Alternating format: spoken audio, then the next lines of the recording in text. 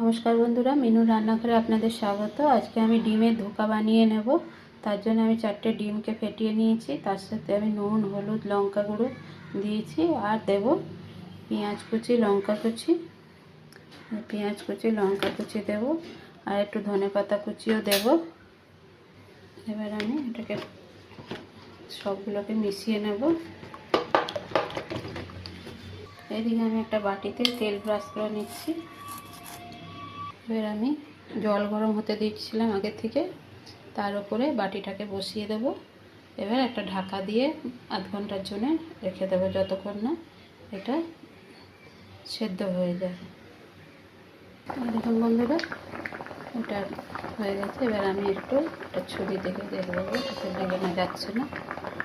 আমাদের তৈরি, ডিমের ধোকা তৈরি। এবার আমি এটাকে ঠান্ডা হতে দেবো।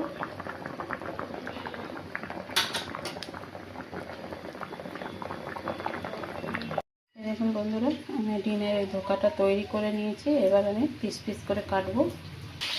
বন্ধুরা, আমি পিস পিস করে কেটে নিয়েছি।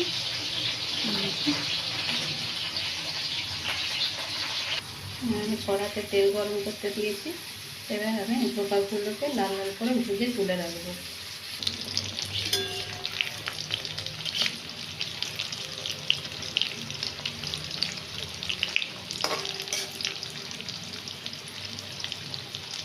ডিমের ধোকাটা কারি করার জন্য আমি নিয়ে নিয়েছি আদা, রসুন, কাঁচা লঙ্কা, টমেটো, এদিকে একটু পোস্ত আর একটু দই নিয়ে নেবো। সেটাকে একসাথে অল্প বলে আমি অল্প অল্প একটু মশলা নিয়েছি। এটা একবারে একসাথে পেস্ট করে নেবো। অল্প একটু জিরেটাও নিয়ে নেব, নিয়ে একসাথে আমি পেস্ট করে নেব। এবার আমি কড়াতে গরম মশলা আর শুকনো লঙ্কা ফোড়ন দিয়ে নিয়েছি। এবার মশলাটা দিয়ে একটু কষিয়ে নেব।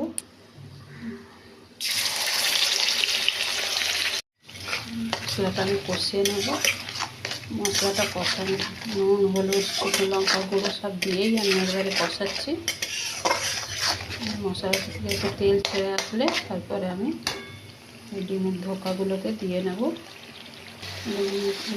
মশলা থেকে তেল ছেড়ে দিয়েছে। এবার আমি ডিমের ধোকাগুলোকে দিয়ে নেব।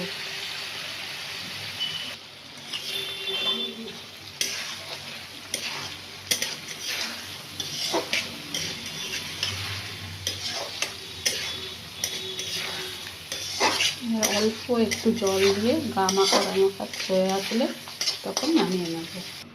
বন্ধুরা, এটা এবার একটু ফুটে আসলে তারপরে একটু ফুটে যায়, তারপর ঝোলটা একটু শুকনো হয়ে আসলে একটু ধনেপাতা, গরম মশলা দিয়ে নামিয়ে নেব।